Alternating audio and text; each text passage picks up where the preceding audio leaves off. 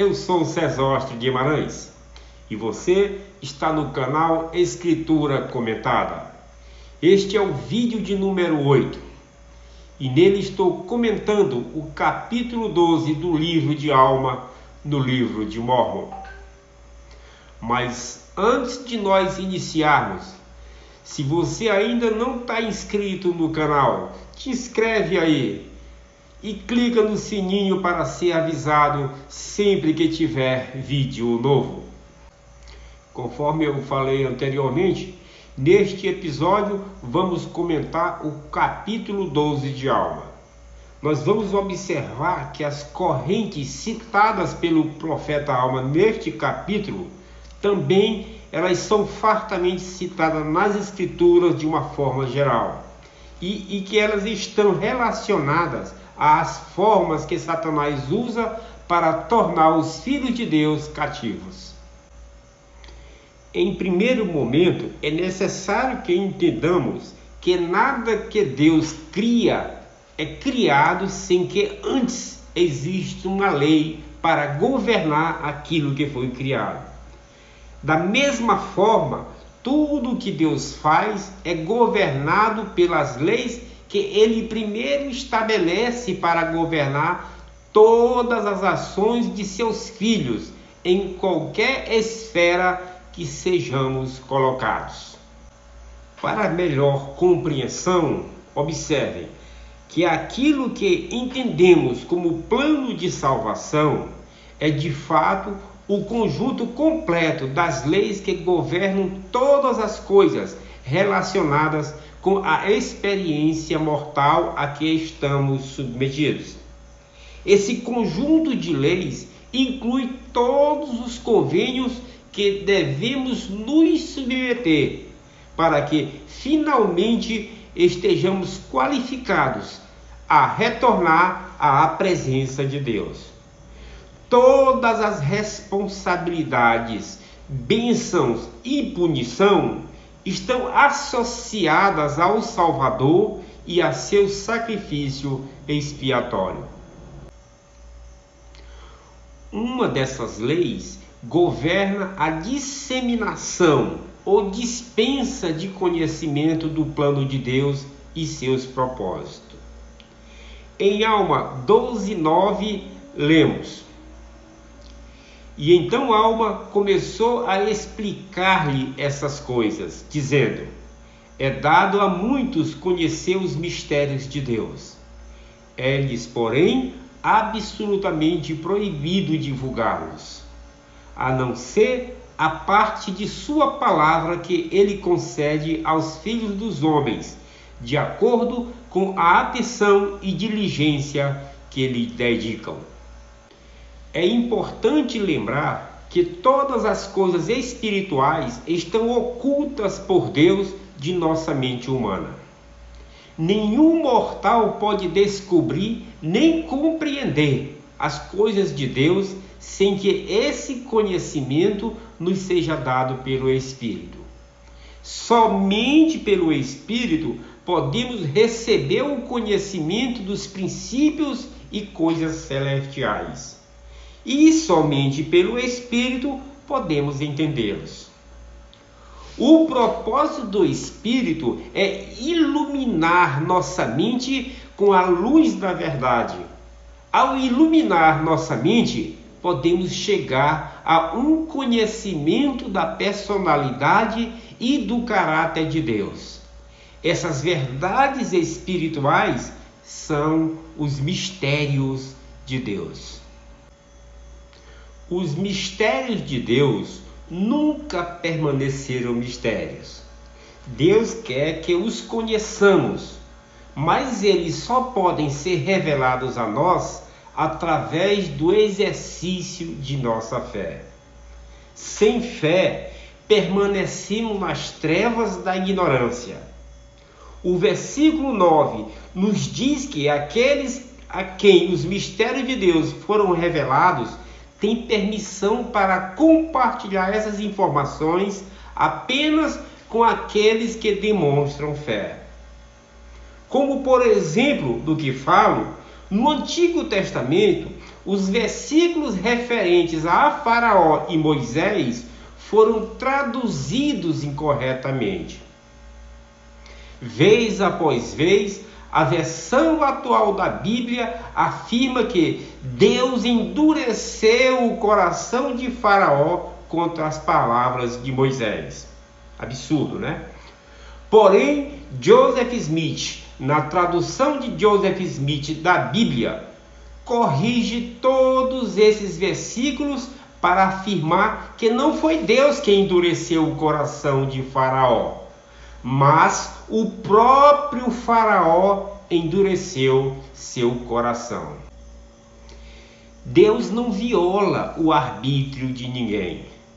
Nós escolhemos se vamos acreditar ou não.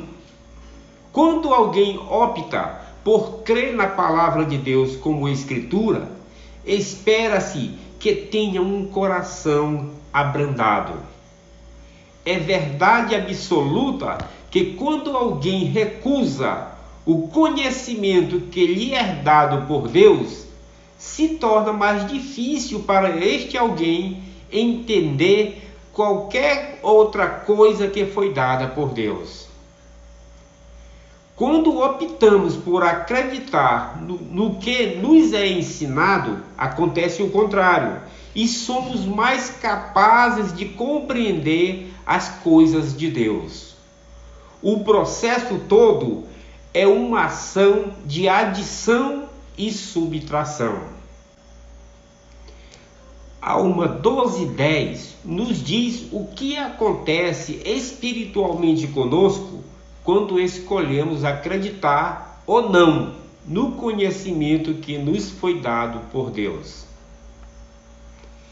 E, portanto, aquele que endureceu o coração receberá a parte menor da palavra, e o que não endureceu o coração, a ele será dada a parte maior da palavra, até que lhe seja dado conhecer os mistérios de Deus, até que os conheça na sua plenitude. Essa regra de adição e subtração é uma lei que governa o quanto Deus pode e nos projeta rumo à compreensão de sua personalidade e caráter. Aqueles que se humilham e escolhem acreditar no que são ensinados pelos servos de Deus, então vivem suas vidas em conformidade com o que lhes é ensinado. Aqueles que endurecem seus corações e se recusam a mudar suas vidas para estar em sintonia com este novo conhecimento, se persistirem na dureza de seus corações, não conseguirão compreender todos os atributos de Deus. A ideia aqui é que para conhecer Deus, você tem que se tornar como Ele. Na morte, existem apenas duas situações que nosso arbítrio pode nos levar. Ou nos sujeitamos à vontade de Deus, ou nos sujeitamos à vontade do inimigo. É importante aceitar que não há outra opção. Todas as leis da mortalidade nos levam a um ou a outro. Não existe uma terceira opção. É por isso que nos referimos ao nosso arbítrio como arbítrio moral. Todas as decisões que tomamos na mortalidade contribuem para nossa aceitação do bem que Deus nos oferece ou do mal que Satanás nos oferece. Todas as nossas escolhas de comportamento na mortalidade nos levam a Deus ou nos afastam dele. Por isso, a alma pode dizer o seguinte a Zezron: e aos que endurecerem o coração será dada a menor parte da palavra, até que nada saibam a respeito de seus mistérios. e serão então escravizados pelo diabo e levados por sua vontade à destruição. Ora, isto é o que significam as correntes do inferno. Ler e escrever são um ótimo exemplo para as correntes a que a alma se refere. Durante os séculos, nos primeiros anos da Igreja Cristã, os únicos na Europa que sabiam ler e escrever eram os ricos. Os livros eram muito caros. Por isso, apenas os muito ricos e os sacerdotes da Igreja Católica aprendiam a ler e escrever. Existe poder no conhecimento. Os sacerdotes de uma congregação eram os únicos com acesso às escrituras que sabiam ler. Como o padre costumava ser a única pessoa com acesso à Bíblia que sabia ler e escrever, tudo o que dizia era considerado evangelho. Ninguém discordava da interpretação da igreja para as escrituras. Se você discordasse, corria o risco de ser condenado pela igreja e possivelmente excomungado, o que era como uma sentença de morte social. Com a intervenção da imprensa, mais pessoas puderam colocar as mãos nos livros e aprender a ler e escrever. Com o advento das massas aprendendo a pensar por si mesmo, o nascimento da reforma entrou no processo pleno. A Igreja Católica perdeu o controle sobre o povo.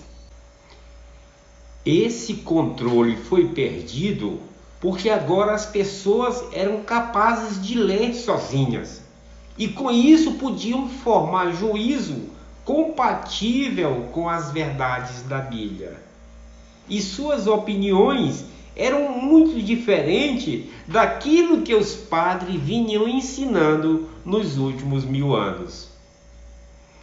As pessoas que viviam nas trevas porque eram ignorantes e não sabiam ler nem escrever, ficavam à mercê de quem tinha o conhecimento. Eles estavam acorrentados por sua própria falta de compreensão. Isso colocou todo o poder na mão daqueles que foram educados. Igual acontece hoje. Eles podiam fazer as massas acreditarem em quase tudo o que quisessem. Eles podiam fazer as pessoas acreditarem e realizar quase tudo o que desejassem que eles fizessem. Este mesmo princípio do alfabetizado versus não alfabetizado se aplica a todos nós em questões espirituais. Quando endurecemos nosso coração e o Senhor tira nosso entendimento, eventualmente nos tornamos tão ignorantes das verdades espirituais que Satanás pode nos conduzir aonde quiser. Suas mentiras tornam-se nossas verdades, porque não entendemos as verdades eternas que anteriormente rejeitamos.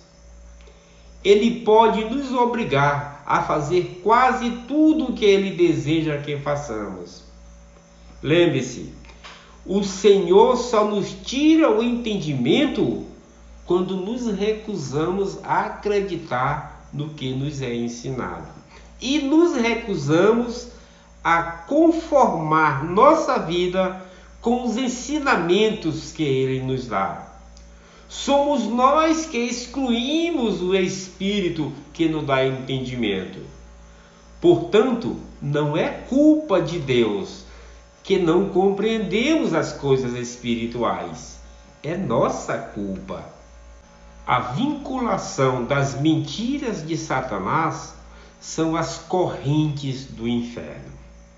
Aqueles que acreditam nas verdades que Deus revela não podem ser enganados pelas mentiras de Satanás. Somente aqueles que rejeitam as verdades de Deus estão sujeitos a serem enganados pelos caprichos e fantasias de Satanás. As mentiras de Satanás sempre levam à miséria e tristeza, enquanto as verdades de Deus nos fornecem uma maneira melhor de sentir paz e alegria duradoura. Esses caminhos pintam a imagem perfeita das personalidades em jogo aqui. Satanás é miserável e deseja que todos sejam tão miseráveis quanto ele. E Deus vive em alegria perfeita e deseja que todos os seus filhos compartilhem dessa alegria. Parte do plano de salvação exige que sejamos ressuscitados para que possamos ser trazidos de volta à presença do Salvador, para sermos julgados de acordo com as escolhas morais que nos são anunciadas durante a mortalidade. Existem duas mortes possíveis. A primeira morte é o que todos nós experimentamos quando nosso espírito deixa nosso corpo mortal para ir para o mundo espiritual. O corpo mortal retorna à terra de onde veio e o espírito aguarda o dia da ressurreição. Se uma pessoa morre tendo escolhido o mal todos os seus dias e não se arrepende no mundo espiritual, não será bom para ele no dia da ressurreição. Quando obedecemos às verdades que nos são reveladas na mortalidade, vivemos no Espírito. Isso significa que estamos vivos quanto ao conhecimento de Deus. Somos iluminados por verdades eternas e precisamos entender que quando digo iluminados, quero dizer que há uma luz física e espiritual que infunde nossa alma. Esta é a mesma luz que dá glória a Deus e o torna um ser de luz. Já aqueles que rejeitam as verdades viverão não no fogo, mas em relativa escuridão espiritual. Os que se qualificam como filhos da perdição viverão em escuridão completa por toda a eternidade, pois haverá uma ausência completa de luz. O profeta Alma nos ensina que aqueles que rejeitam a verdade espiritual na mortalidade e não se arrependem de seus pecados, morrem um segundo tipo de morte, uma morte espiritual. E agora, eis que vos digo que então virá a morte. Sim, uma segunda morte, que é a morte espiritual. Então será o tempo em que aquele que morrer em seus pecados, quanto à morte física, sofrerá também uma morte espiritual. Sim, morrerá para as coisas ligadas à retidão. Terá então chegado o tempo em que seus tormentos serão como um lago de fogo e enxofre, cujas flamas ascendem para todo sempre. E então terá chegado o tempo em que serão acorrentados a uma destruição eterna, segundo o poder e o cativeiro de Satanás, tendo-os ele subjugado de acordo com a sua vontade. Alma 12, 16 e 17. Até a vinda de Cristo, o conhecimento do mundo espiritual e os graus de glória, quase nada era comentado ou compreendido. Acredito que esta é a razão pela qual o nosso entendimento moderno do mundo espiritual e dos graus de glória é tão diferente do inferno retratado em todas as escrituras escritas antes da época de Cristo. Durante todo o período de tempo de Adão até os dias de Cristo, não havia trabalho missionário ocorrendo no mundo espiritual. Portanto, não havia necessidade dos profetas saberem muito sobre isso. Como resultado, quando falam sobre o que acontece quando alguém escolhe uma justiça ou uma iniquidade, e o que acontece depois que morremos, eles pulam completamente o tempo da pessoa no mundo espiritual e vão diretamente para a ressurreição. Faltava a eles alguns elementos chaves que agora possuímos como parte da restauração de todas as coisas. É verdade que quem quer que obedeçamos ganha poder sobre nós. Este é o caminho mortal. Se obedecemos a Deus, o Espírito nos orienta e nos ensina as coisas de Deus. Se endurecemos os nossos corações, recusando a verdade quando ela nos for apresentada, Satanás ganha esse poder sobre nós e se torna aquela voz em nossa cabeça que nos leva à destruição. Mas é sempre nossa escolha. Nós escolhemos quem ouviremos e obedeceremos. E visto que existem apenas duas escolhas, é claro que se não é Deus quem está no comando, então deve ser Satanás. Portanto, as cadeias do inferno se situam ao estado de ignorância das coisas espirituais que dá a Satanás o poder de nos governar e comandar em todas as coisas. Nós escolhemos a quem ouviremos. Nós escolhemos a quem obedeceremos. Uma das maiores mentiras de Satanás é que podemos ser autodirigidos, que não precisamos ouvir ninguém além de nós mesmos. Se ouvirmos a Deus e escolhermos obedecer e aceitar a luz e o conhecimento das coisas espirituais que Ele nos oferece, então temos a liberdade de pensar por nós mesmos e espera-se que aprendemos a raciocinar e escolher fazer o bem e ser justos por nós mesmos. Aprendemos a nos tornar independentes como Deus.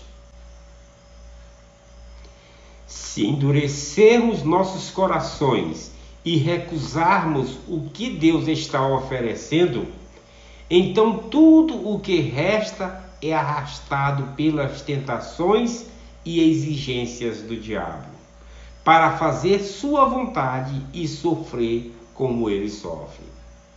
Se nos recusamos a acreditar nas verdades de Deus, então a única opção para nós é acreditar e seguir as mentiras de Satanás. As mudanças de claro para escuro, de ignorante para iluminado, acontecem gradualmente e podem ser revertidas a qualquer momento. Nosso Pai Celestial tem grande paciência. Ele nos apresenta oportunidades após oportunidades de nos arrependermos e voltarmos para Ele. Podemos escolher seguir um Cristo a qualquer momento. Nunca há apenas uma chance. Nosso Pai e nosso Redentor querem que sejamos felizes, e isso só pode acontecer quando aceitamos e obedecemos às leis que trazem felicidade. Aqueles que não estão atualmente no caminho da aliança ainda podem seguir esse caminho. Eles ainda podem desfrutar dos frutos de uma vida justa. O cronômetro não se esgota até que ressuscitemos, e então é tarde demais para mudar de ideia. Mas enquanto isso, seja aqui ou no mundo espiritual, há esperança. Portanto, não desista de amigos ou familiares que estão tendo dificuldade em escolher, acreditar e se conformar com as verdades do Evangelho. Nosso Pai está constantemente trabalhando neles para ajudá-los a fazer melhores escolhas. Nesse ínterim, precisamos servir, amar, aceitar e dar bom exemplo para que eles sejam induzidos a escolher o bem em vez do mal. Em nome de Jesus Cristo. Amém.